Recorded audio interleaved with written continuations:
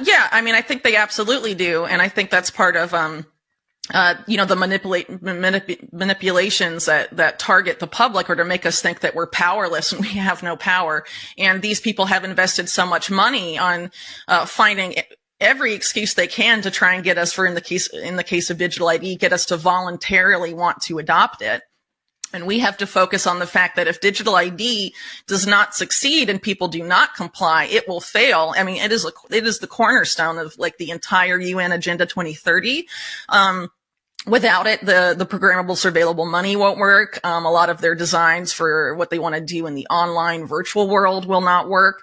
And so much of it will not work if we do not comply with digital ID, and they're trying to force it on us as a voluntary thing, sort of in the same way that vaccine passports were voluntary, which is why I encourage people, if you want to change the direction the world is going, you need to figure out how you are going to set up your life so you don't have to comply with digital ID the same way, maybe if you were forced to comply with vaccine mandates and vaccine passports, how will you get around those type of restrictions when they try and impose, digital ID on people for various reasons?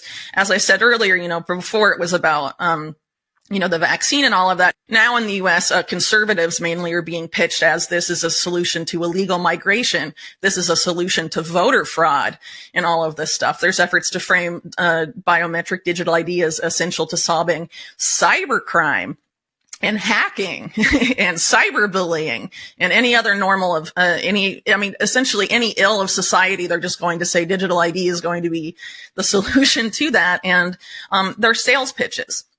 But ultimately, if we, the digital ID is essential to the whole idea of the social credit score and any of these other, Orwellian designs that, at least enough people I hope know by now, is part and parcel of this agenda. And I think, again, it comes up to people having to make a choice. And the way they do this is through, they try and get us to comply with this is through convenience. It's convenience to opt in. It's convenient to have a digital ID.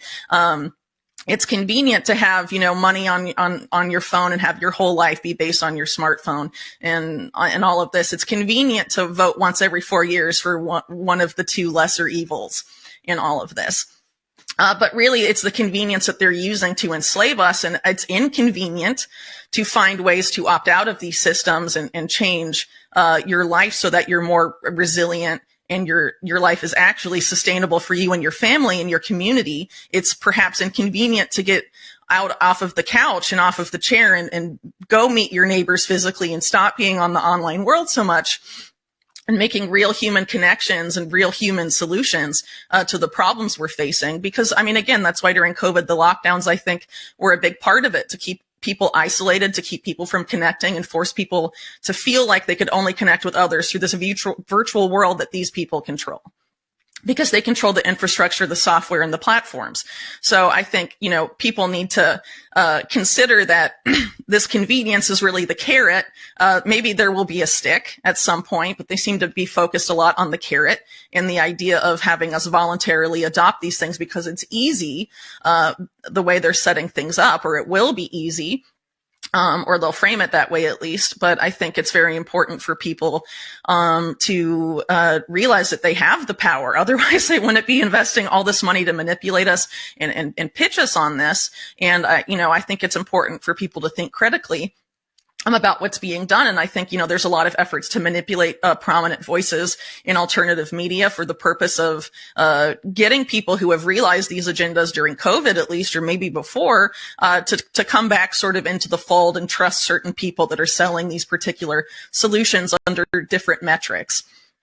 And anyway, again, I think, there is a lot of hope, and a lot of people, listen to my interviews or read my reports and think it's, very black pilling or depressing and whatever. But ultimately, I think it's more depressing to feel like we don't have any power to change things. Only the billionaires do. I think that's a very depressing outlook, personally. And I think these are people we should not be trusting, considering the state of the world and where we are going. And we should take the power back as people. And we do that by taking actions in our own lives and doing things in our neighborhoods and our communities and with our families.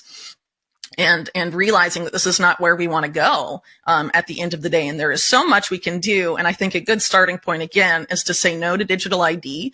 We don't need this biometric digital ID surveillance state that's going to be used not just to surveil what we're doing in real time, but also to predict what we might do in the future. A lot of these plans on the books and things that are being developed by these intelligence agencies are all about predictive policing, meaning pre-crime, and also applying that same methodology to healthcare. Prevent the next pandemic before it happens and all of this stuff. So you don't even need to declare a pandemic anymore to get emergency use authorization or mandates in particular communities and stuff like that. That is the world they are setting up. It is very bad, and we should opt out. And we can opt out.